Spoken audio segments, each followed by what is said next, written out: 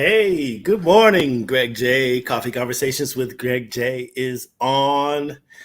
We're on a road trip, but technology is a beautiful thing because we can reach you from wherever we want. How about that? Today's an important day, important broadcast. We couldn't put anything on pause because we need this information that we're about to receive on today, just because it's an important time if you're in California. September 14th, you got the special election going on. By now, you've gotten your ballot in the mail, hopefully, or maybe you haven't. Got a lot of questions about how, what, when, where. And as I usually do, reach out to my friends. It's such a beautiful thing. Look, I've been watching this beautiful influencer, strong woman representing California, representing my hometown too. Look at that. She's up there in Sacramento making things happen. She is the Secretary of State for the entire state of California. What? It's a good thing. She's here to share with us information about this special election that we have going on in our state. Ladies and gentlemen, Dr. Shirley Weber. Good morning, Dr. Weber. Good morning to you. It's good to see you. Thank you for the invitation. Yes, thank you for accepting. I'm quite honored, actually. Okay, look, before we go in, we were talking earlier, relating our closeness being in San Diego here. I forgot to let you know, too. I was a kind of a student in one of your classes there at San Diego. Oh, my goodness. Back in the 80s, Oh my goodness. My students are everywhere, I've discovered. When you spend 40 years as a university professor, you have an awful lot of students all over the world. And it's been a remarkable experience for me to even be in Sacramento and have so many of my students whispering my name when I was sworn in that work at the Capitol. It was unbelievable. Yeah. So look, if y'all are always, wondering about the deep consciousness of Brother Greg J, blame it on Professor Weber there. That's a good blame. I accept it. Yes. All right. So Dr. Weber, listen, we have the special election going on. What is the most important thing that folks need to know at this present time? I mean, we got a little fatigue now. We were last year, we were get out the vote. And here we come now, doggone it, got to go back to the polls. We have had a lot of elections this year because of movement. Even in my district, my daughter ran for my seat because I moved to the Secretary of State. So there's been a lot of voting. But the good thing with this election is that it's simple. It's easy to do, and it only has two questions on it. Oftentimes we end up with these ballots that are really, really confusing, issues that we don't quite understand, the economic and the social impact and all those kinds of things. And so we end up with voter fatigue. The last election was not only so many candidates and so many offices, but so many propositions that people just got tired. And sometimes they voted against things that they really did not understand. And we saw that. So that becomes a problem. But this election, interestingly enough, people are getting their ballots in the mail and they're putting them back in. They're dropped. I mean, friends I have would get their ballots. I got mine this morning and I voted today. I mean, mainly because there's only two questions. Do you want to recall the governor? Do you want to get rid of the governor? Yes or no? It's real simple. You mark yes or no. You don't have to explain why or what or any of those things. Yes or no. And then the other question you can answer if you choose to, if he were to be recalled, who would you want to replace him? And there are 46 names. And tell you the truth, I probably 46. Last time it was 135. Okay. So we are fortunate. Exactly. When Gray Davis was recalled, it was 135 names. So we were nervous that we were going to have this humongous ballot again. but this time it's 46, which is still a whole lot of people. And so if you have a favorite in there, you check it. If you don't, you just put in your yes or no and keep walking. I mean, it's a simple ballot. It doesn't have a lot of things on it, and it's easy to do, and people are turning them in quickly. And that's a good thing, that we're seeing a good turnout, a turn in of the ballots themselves already. And we hope that will mirror what will continue to happen for the next 2 weeks. A lot of people are asking questions. They just want to know, some folks that just say straight up, they're so tired, they're just not going to go to the polls. That could be an error, eh? It could be an error, because your absence does vote. Keep in mind, your absence does vote. If you're whatever pro or con, if you lose, you feel like the person voted against you because they didn't show up. That's number one. Number two, you don't have to go to the polls. You got a ballot in the mail. You can mark it and drop it right back in your mailbox for your postman to take it. We have ballot boxes all over the city. Like last election, I voted at the library, at the Oak Park Library. You can take your ballot to one of the ballot boxes. They're open now. We have voting occurring at the Register of Voters, and we'll have vote centers up in many areas coming this Friday. So you don't have to stand in line a long time. You don't have to drive anywhere. You don't have to do all those things. We have made it very convenient.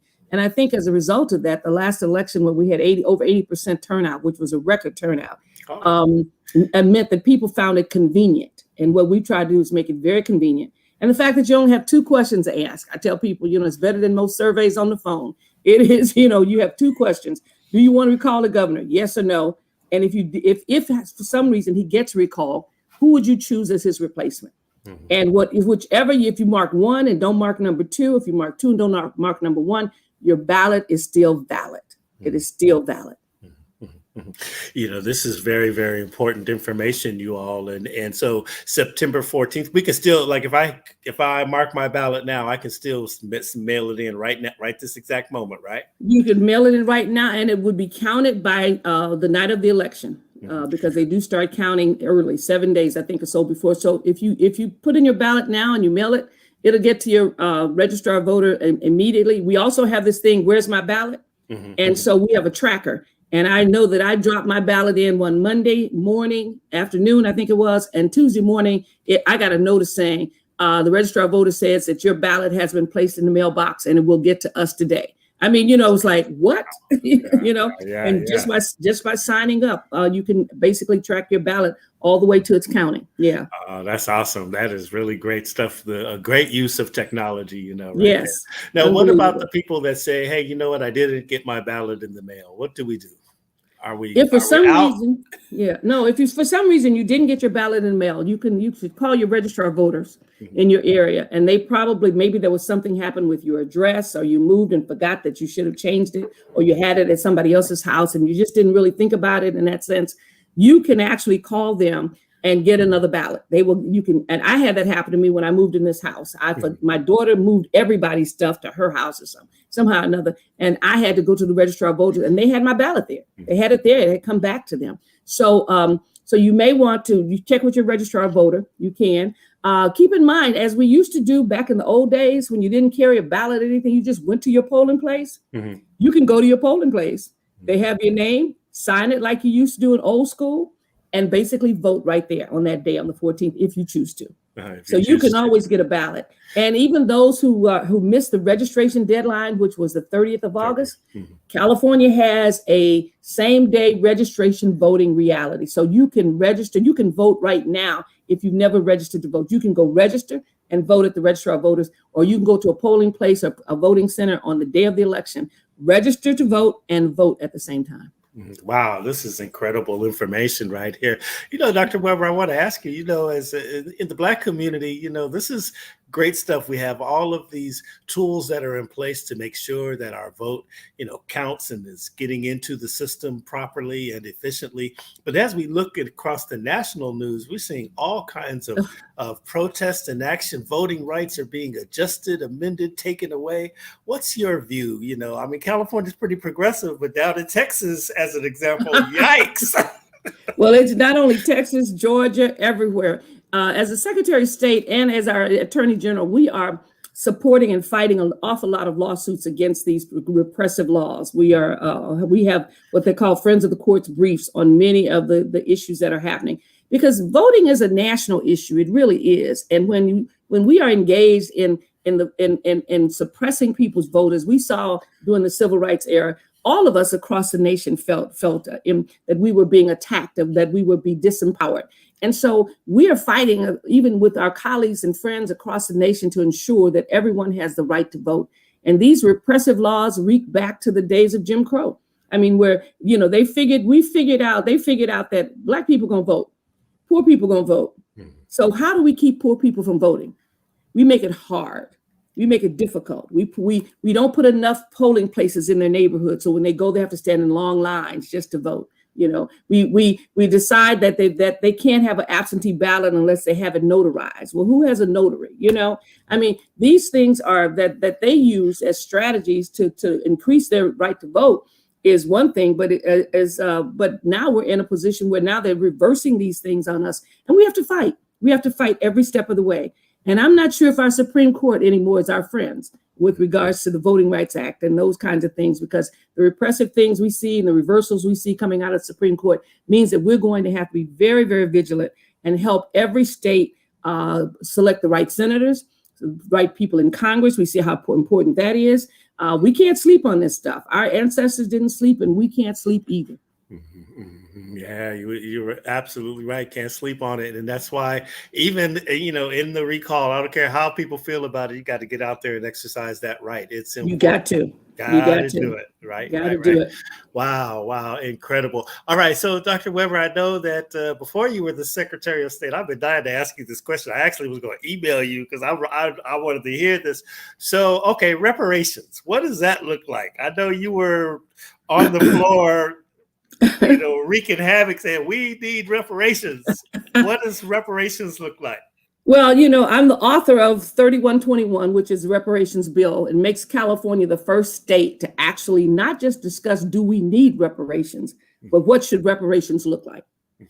So this is not I told folks, this is not a philosophical discussion of were we or were we not oppressed and disadvantaged in this country and in this state. The question becomes, we were, and what is the depth of the damage that's been done? So we have formed a commission. It's the governor's commission. We formed a commission to deal with reparations, and they're having public hearings now concerning issues of land and jobs and housing and all those kinds of things that really disadvantaged African Americans in California. And then the question becomes, then how do we respond to it? How do we respond to the over 150 years of poor quality education for Black kids in California? How do we respond to that? How do we respond to the fact that we have land ownership in the 20% where everybody else has it much more? How do we respond to the fact that we have 1/10 or 1% of the wealth that in comparison to whites who have had generations of wealth? How do we respond to those? Because there are some very specific bills and laws that took place that really disadvantaged African Americans in terms of the land ownership, redlining, loans, programs, all those kinds of things.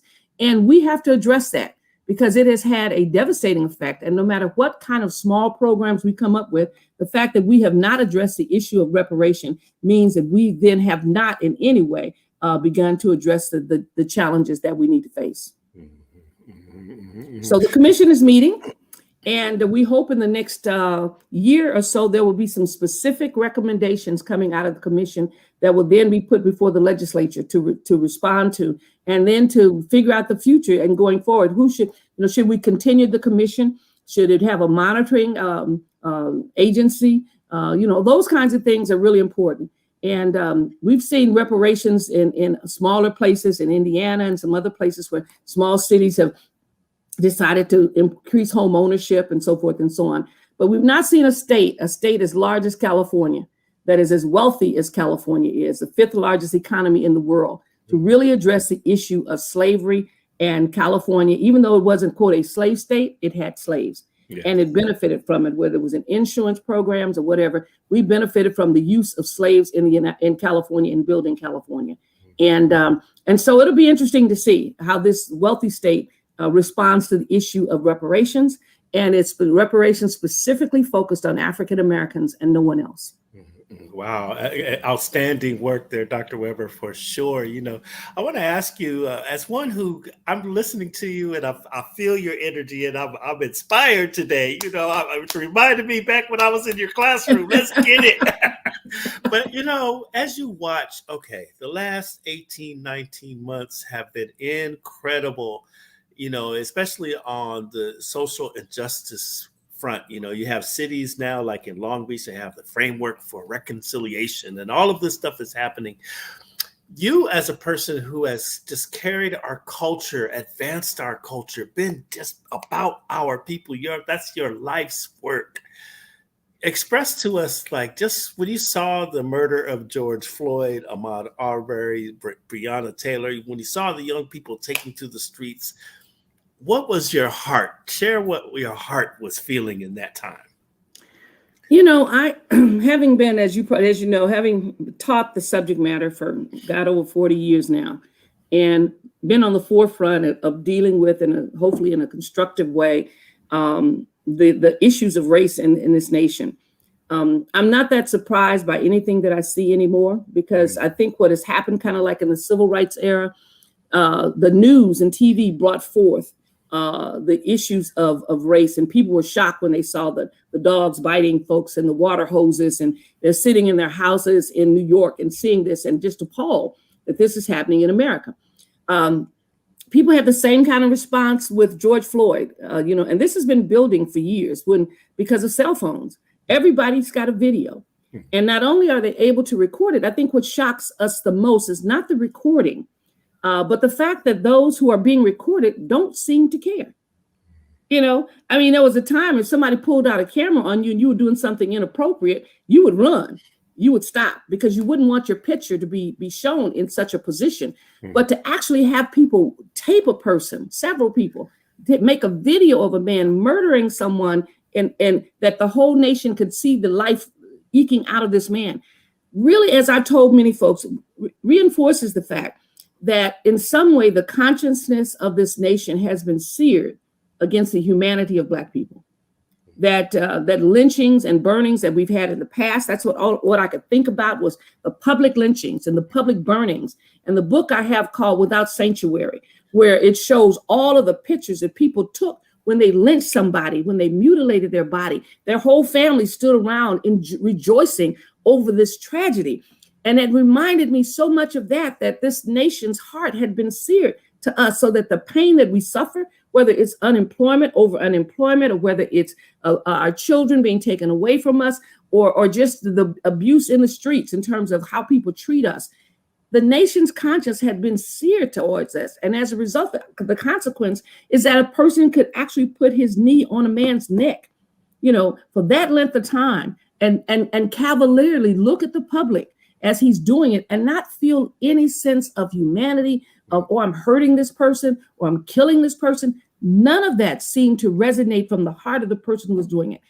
It is a serious issue in this country with regards to not having the compassion, because it's more than it's not only killing George Floyd, but it's the fact that, as I told people for years, we've always had double-digit unemployment.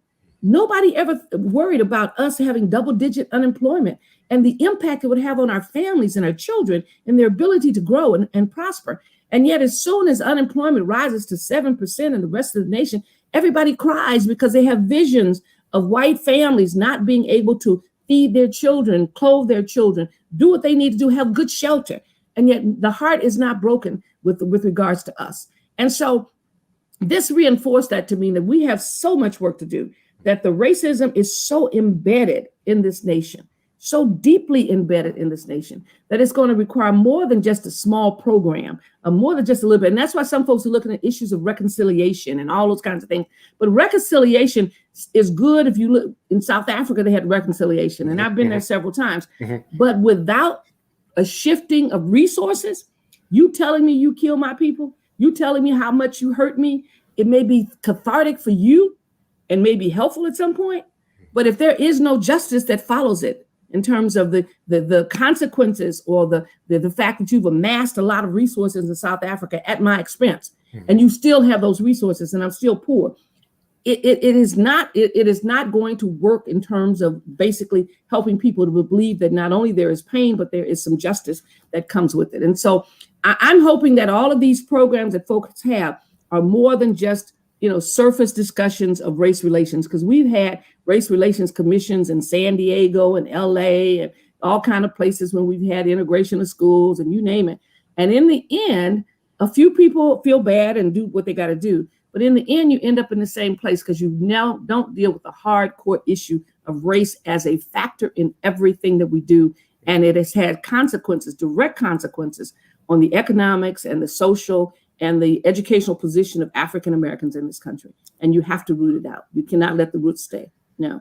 Yeah. Let me ask you a philosophical question. Okay, so we do all of these things. We change the rules. We have these acts of reconciliation, but how do we change the hearts of people? Because, people will follow the rules, but still harbor hate because that's just who they are. Well, I think at some point, hate is the kind of thing that is addressed over time. It is not something that we can mandate out.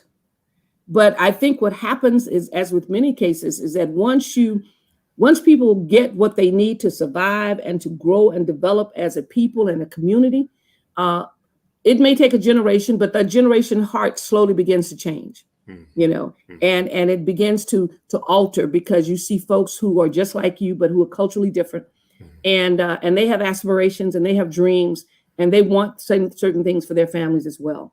And so when you lift that group, you lift everybody, and you help them in the process of lifting them begin to change their thinking, begin to change what they see and how they interact with others.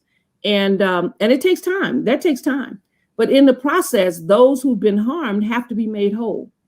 Because then they are equipping themselves to be able to handle whatever situation comes forward and whatever reparations issues that are presented to them, they're then able to take advantage of. But if you never help them to get out of that hole, they will always be subjected to others, and they will all find themselves once again on the wrong end because they don't have the resources to basically fight back. Yeah. So it takes time. It takes time.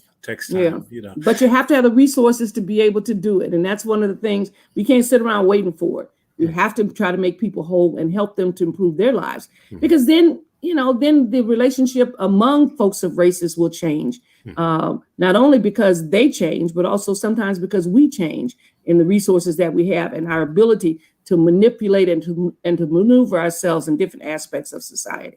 Surely.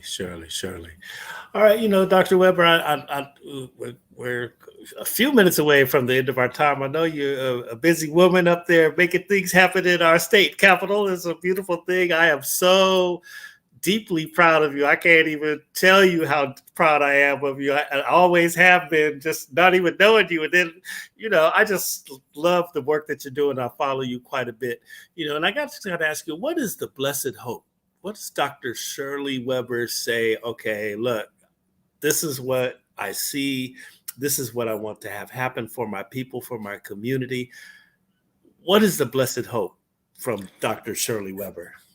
I think the hope is always that at some point, as a society, we become, particularly African Americans and others, we become so strong in our culture and in our identity that we truly understand what it is, not only to struggle, but how to have victory. And that we never forget from whence we've come, but we always have our eyes moving forward to do better. And my concern always is that our kids don't know enough about themselves. They don't know enough about their history and their past and the successes that our folks have had, as well as the challenges. So my goal at some point, even when I was on the school board, it was to say, I look forward to a time when I can look at data and I can say, there's a 20% unemployment or 10% unemployment in California. And that means 10 in white, 10 in black, 10 in Latino, 10 in Asian, that we don't stand out in that negative category. That if health issues exist and it's 5% of people who are sick, that we're 5%. That we're not 20% and everybody else is 1%, and that's how we got to 5%. That we have basically done equity in this state, and that we have basically equalized the realities of people through the process of equity, which is giving folks what they need in order to make sure that they don't stand out in the negative categories. And that's my goal. It's real simple. I said, it's like everybody else's goal in America. You just want to be treated fairly. You want your people treated fairly. You want people recognized for what they do and the work that they do. And you want, when we make mistakes, that we're able to come back like everybody else is and not be condemned forever. So at some point, we just want to be an American like everybody else. And we should get that. And that's a hard task to get. It's a goal that all of us have had. And it happens when we decide that we're going to improve ourselves in our community and not be altered and stopped by anybody else. And when society comes to recognize the fact that we will not be deterred in our determination for get justice and freedom for our people. Thank you so much for that. I forgot to say something, so I want to circle back to what you were talking about when you talk about the Reconciliation Commission in South Africa. I too have been to South Africa many times. We actually organize tour groups every year to take them over and tour over into South Africa. And I had a good friend of mine on this very program who is a prominent newscaster, and we were talking about like you say, it's one thing to get on the stand and you hurt me and there's that experience there, but now some justice needs to occur in order for it to come full circle. And I guess that's what the debate about the land is all about now, where they want to return the land to no question. It's a big issue over there. It takes my good friend Tommy Ngubeni to really break it down for us. Well, it's a huge issue, but it's an important issue. And without a resolution to that, if you stole my car and I saw it 20 years later, I don't care if you painted it and put new wheels on it. It's still my car that you stole. That's what I tell people. You steal my stuff. You can shine it up, make it look good. You can say, look, I improved it. That has absolutely nothing to do with the fact that that is still my stuff. Yeah. And that's the issue in South Africa. The differences between those who have and have not is so stark, it's unbelievable. And it was inevitable that it would result in what is going on now, because people are not going to tolerate it that long. And I wish them well. I'm not going to South Africa more often now. I used to go every year, taking students from San Diego State and friends to South Africa every year, but I haven't been in about 3 years now. So I wish them well. You're kind of busy there. Kind of busy, but even in the midst of all of it, I still went to South Africa, until COVID knocked on the door. And so now I got to wait till that gets better, got to wait till that gets better. All right. Before we get out of here, let's check this out. Okay. Let's go through our checklist. So you should have gotten your ballot in the mail. Right.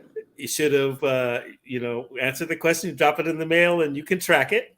Right? Yes. Okay. Exactly. All right. And even if you didn't get the ballot, you can still register. Right. Can still participate. September 14th is the day. Okay, that's right. Go to the polls. Let's see what else. Am I missing anything? I think that's probably it. Everybody go vote and sure all your relatives vote. It's easy. It's accessible. And if there's any problem, call your registrar of voters with regards to your ballot, or call my office, Secretary of State in Sacramento. Make sure we have hotlines. We have everything that we want to make sure that you get to the polls to vote. All right. That's what's up, everybody. Dr. Weber, thank you so much. I can't tell you how honored man. Well, hopefully we'll be back again. It's good to know that my neighbor is still my neighbor. That's right. so it's good that you're there, and really proud of you. And like I said, wish you were still on the block, but at least the technology makes you on the block anyway. So that's a good thing. That's a good thing. Yes. Well, thanks for the invitation. Yes, thank you so much for coming. And anytime you want to come back, you got it. I know how to get to you now.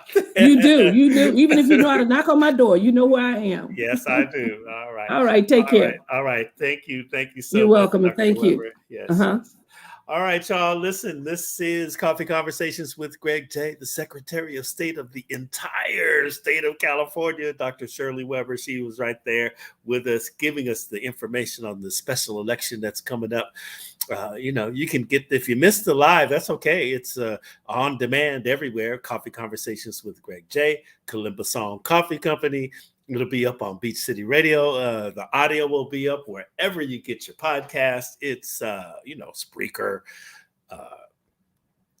Apple, iHeart, just wherever, Google, just come on, man. Just get out there and search for the podcast, Coffee Conversations with Greg J. Get this information, share it. We got a couple weeks now, September 14th. You know, a lot of questions out there for the information, a lot of questions about this special election. It's very, very important. And you know what? What does she say? Your absence is a vote. So you can't just sit on the sidelines ever in the voting situation. Huh?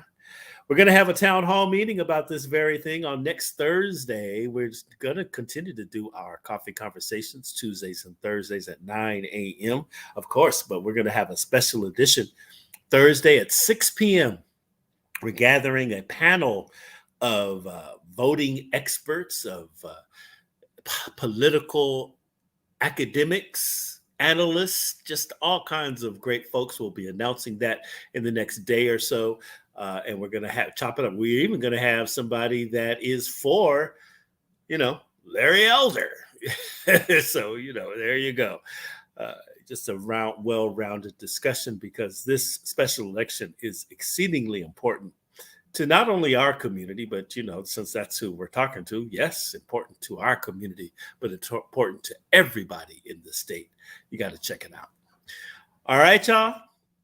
We're on the road out here. Thank you to the super producer, Rhonda Love. What up, Rhonda? That's what's going on. And we're on the road trip. We'll be back. Praying traveling mercies. We'll be back with you next week. God bless y'all. And love one another. Love one another. Love one another. Peace and blessings.